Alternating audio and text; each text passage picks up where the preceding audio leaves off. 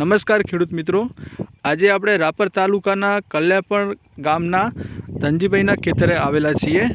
તો જીરાના પાકની અંદર ગ્રોમિંગ પાવર ખાતર એમને પાયામાં નાખેલું છે। તો આપણે એમના વિશે શું ફાયદા થયા તેના વિશે આપણે માહિતી લઈશું। નમસ્કાર, સૌપ્રથમ તમારું નામ, ગામ અને મોબાઈલ નંબર। નમસ્કાર ખેડૂત મિત્રો, નામ ધનજીભાઈ બચુભાઈ ભાંડવા, ગામ કલ્યાણપર, મોબાઈલ નંબર 8791914004।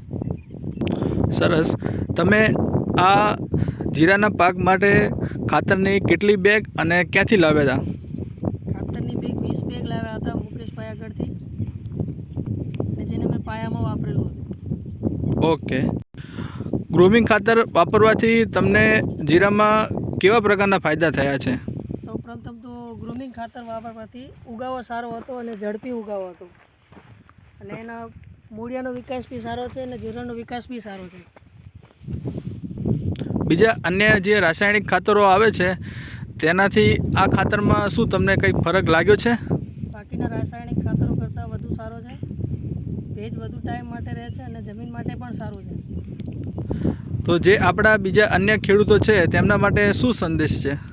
અન્ય ખેડૂતો માટે સંદેશ છે કે ડીએપી અને યુરિયા જેવા રાસાયણિક ખાતર વાપરવા કરતાં આપણે આર્ય ખાતર વાપરી શકીએ છીએ, જે ઓર્ગેનિક છે। થેન્ક યુ, ધન્યવાદ।